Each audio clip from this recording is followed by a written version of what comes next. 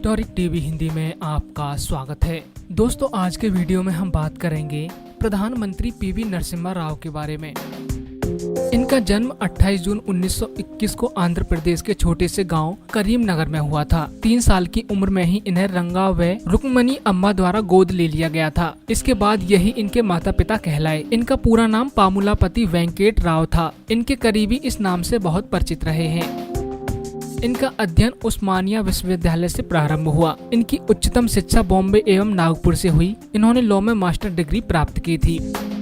नरसिम्हा जी की शादी सत्यम्बा से थी, जिनसे उन्हें 3 बेटे व 5 बेटियां हुई। इनके बेटे भी इनकी तरह राजनीति में सक्रिय हैं। यह भारत में एक भारतीय वकील, स्वतंत्रता संग्रामी एवं राजनीतिज्ञ के रूप में जाने जाते हैं। इन्होंने भारतीय राजनीति में बहुत अहम रोल अदा किया। इन्होंने बहुत से आर्थिक परिवर्तन किए, इसलिए इन्हें भारतीय आर्थिक सुधारों के जनक के नाम से भी जाना जाता है।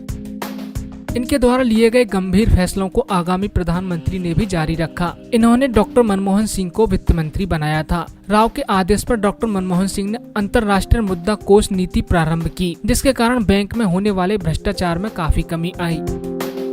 राव को भारतीय संस्कृति से काफी लगाव था। भारत के राष्ट्रपति एपीजे अब्दुल कलाम ने इनके लिए कहा था कि यह देशभक्त हैं जो देश को राजनीति से सर्वोपरि मानते हैं। राव को प्रधानमंत्री के रूप में मिली प्रसिद्धि आज भी सजीव है। राव के कार्यकाल में ही अब्दुल कलाम जी ने परमाणु के परीक्षण की तरफ जोर दिया, पर 1996 के आम चुनाव के कारण यह उस वक्त संभव नहीं हुआ। बाद में परमाणु का सफल परीक्षण बीजेपी सरकार के प्रधानमंत्री अटल बिहारी वाजपेयी ने करवाया। उस वक्त कांग्रेस के सामने बीजेपी ने देश में एक प्रबल दावेदारी साबित कर दी थी। राव के कार्यकाल में देश में हिंदू मुस्लिम लड़ाई जोरों पर थी। बाबरी मस्जिद और राम मंदिर को लेकर देश में बहुत अशांति थी। सांप्रदायिक लड़ाई हमेशा ही देश की प्रगति में बाधक है। इन्हीं सब घटनाओं जैसे इंदिरा गांधी की मौत के बाद देश में फैली अशांति, बाबरी मस्जिद के टूटने के कारण हुए दंगे, इन्हें बहुत परेशानियों का सामना करना पड़ा। सांप्रदायिक झगड़ों ने उस वक्त भारत में आतंक फैला रखा था, जिस पर काबू पाना बहुत मुश्किल था। आतंकी ताकतों और सत्ता लोभियों ने इन परिस्थितियों का भरपूर फायदा उठाया। परिस्थितियों के कारण प्रधानमंत्री बनना तो आसान था, पर उसका निर्वाह करना बहुत कठिन हो गया था।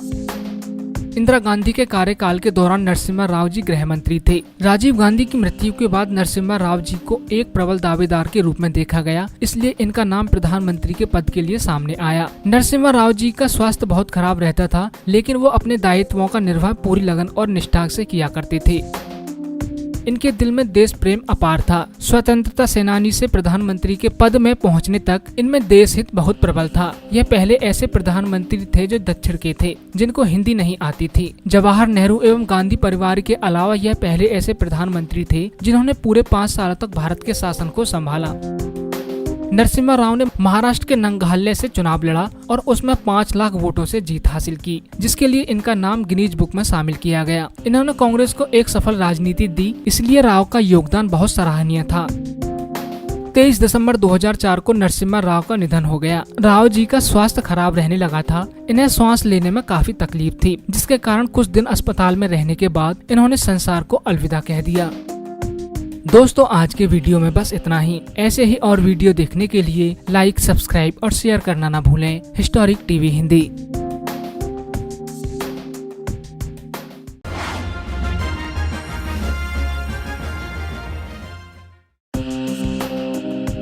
हिस्टोरिक टीवी हिंदी में आपका स्वागत है। दोस्तों, आज के वीडियो में हम बात करेंगे प्रधानमंत्री चंद्रशेखर के बारे में। चंद्रशेखर का जन्म 1927 में पूर्वी उत्तर प्रदेश के बलिया जिले के इब्राहिम पट्टी के एक कृषक परिवार में हुआ था। इनकी स्कूली शिक्षा भीमपुरा के रामकरण इंटर कॉलेज में हुई। इन्होंने एमए की डिग्री इलाहाबाद विश्वविद्यालय से की। उन्हें विद्यार्थी राजनीति में एक फायर ब्रांड के नाम से जाना जाता था। विद्यार्थी जीवन के पश्चात वह समाजवादी राजनीति में सक्रिय हुए। 1962 से 1977 तक वह भारत के ऊपरी सदन राज्यसभा के सदस्य थे। उन्होंने 1984 में भारत की पदयात्रा की, जिससे उन्होंने भारत को अच्छी तरह से समझने की कोशिश की। इस पदयात्रा से इंदिरा गांधी को थोड़ी घबराहट हुई। सन 1977 में जब जनता पार्टी की सरकार बनी तो उन्होंने मंत्री पद न लेकर जनता पार्टी के राष्ट्रीय अध्यक्ष का पद लिया था। सन 1977 में ही वो बलिया जिले से पहली बार लोकसभा के सांसद बने। उन्होंने पहले के नेता विश्वनाथ प्रताप सिंह के राजीनामा के बाद जनता दल से कुछ नेता लेकर समाजवादी जनता पार्टी की स्थापना की। उनकी सरकार को भारतीय राष्ट्रीय कांग्रेस से चुनाव न करने के लिए समर्थन करने के बाद उनकी छोटे बहुमत की सरकार बन गई। उनका संबंध कांग्रेस के नेता राजीव गांधी की सुरागी करने के आरोप के कारण बदल गया। कांग्रेस ने उनकी सरकार को सहयोग नकारने के बाद उन्होंने 60 सांसद के समर्थन के साथ इस्तीफा की घोषणा कर दी। प्रधानमंत्री के पद पर 7 महीने तक रहे चंद्रशेखर मार्च 1991 में राजीनामा किया। उन्होंने लेकिन राष्ट्रीय चुनाव तक प्रधानमंत्री का पद संभाला। चंद्रशेखर उनके संसदीय वार्तालाप के लिए बहुत चर्चित थे। उन्हें 1994 में आउटस्टैंडिंग पार्लियामेंटेरियन अवार्ड भी मिला था।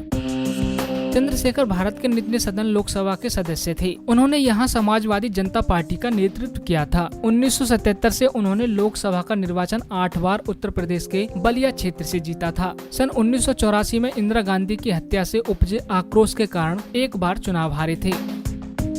शेखर जी को मल्टीपल मायोलोमा, एक प्रकार का प्लाज्मा कोष कैंसर हुआ था। मई 2007 को उनको इस रोग के इलाज हेतु गंभीर अवस्था में अस्पताल में भर्ती कराया गया। उनकी अवस्था बिगड़ती गई और आखिर में 8 जुलाई को अस्पताल में उनका देहांत हो गया। दोस्तों, आज के वीडियो में बस इतना ही। ऐसे ही और वीडियो देखने के लिए लाइक, सब्सक्राइब और शेयर करना न भूलें। Historic TV Hindi.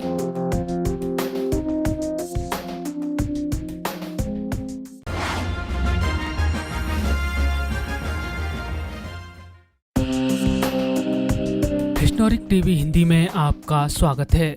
दोस्तों, आज के वीडियो में हम बात करेंगे प्रधानमंत्री इंद्र कुमार गुजराल की। इंद्र कुमार गुजराल भारतीय गणराज्य के 13वें प्रधानमंत्री थे। उन्होंने भारतीय स्वतंत्रता संग्राम में सक्रिय रूप से हिस्सा लिया था और 1942 के भारत छोड़ो आंदोलन के दौरान वे जेल भी गए। अप्रैल 1997 में भारत के प्रधानमंत्री बनने से पहले उन्होंने केंद्रीय मंत्रिमंडल में विभिन्न पदों पर काम किया। वे संचार मंत्री, संसदीय कार्य मंत्री, सूचना प्रसारण मंत्री, विदेश मंत्री और आवास मंत्री जैसे महत्वपूर्ण पदों पर रहे। राजनीति में आने से पहले उन्होंने कुछ समय तक बीबीसी की हिंदी सेवा में एक पत्रकार के रूप में भी काम किया था। 1975 में, जिन दिनों में इंदिरा गांधी सरकार में सूचना एवं प्रसारण मंत्री थे, उसी समय यह बात सामने आई थी कि 1971 के चुनाव में इंदिरा गांधी ने चुनाव जीतने के लिए असंवैधानिक तरीकों का इस्तेमाल किया है। इंदिरा गांधी के बेटे संजय गांधी ने उत्तर प्रदेश से ट्रकों में भरकर अपनी मां के समर्थन में प्रदर्शन करने के लिए दिल्ली में लोग इकट्ठे किए और इंद्र कुमार गुजराल से दूरदर्शन द्वारा उसका कवरेज करवाने को कहा। गुजराल ने इसे मानने से इनकार कर दिया क्योंकि संजय गांधी को कोई सरकारी ओहदा प्राप्त नहीं था। बेशक वे प्रधानमंत्री के पुत्र थे, इस कारण से उन्हें सूचना एवं प्रसारण मंत्रालय से हटा दिया गया और विद्याचरण शुक्ल को यह पद सौंप दिया गया। लेकिन बाद में उन्हीं इंदिरा गांधी की सरकार में मॉस्को में राजदूत के तौर पर गुजराल ने 1980 में सोवियत संघ के द्वारा अफगानिस्तान में हस्तक्षेप का विरोध किया। उस समय भारतीय विदेश नीति में यह एक बहुत बड़ा बदलाव था। उस घटना के बाद ही आगे चलकर भारत ने सोवियत संघ द्वारा हंगरी और चेकोस्लोवाकिया में राजनीतिक हस्तक्षेप का विरोध किया। गुजराल जी के पिता का नाम अवतार नारायण और माता का पुष्पा गुजराल था। उनकी शिक्षा दीक्षा DAV College, Hailey College of Commerce और फॉर्मर क्रिश्चियन कॉलेज लाहौर में हुई। अपनी युवा अवस्था में वे भारतीय स्वतंत्रता आंदोलन में शरीक हुए और 1942 के अंग्रेजों भारत छोड़ो अभियान में जेल भी गए।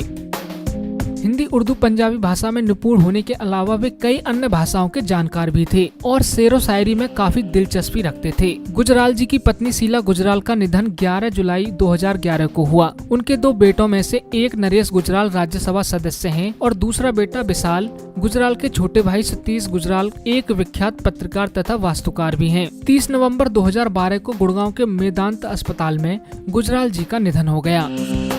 दोस्तों, आज के वीडियो में बस इतना ही। ऐसे ही और वीडियो देखने के लिए लाइक, सब्सक्राइब और शेयर करना ना भूलें। Historic TV Hindi.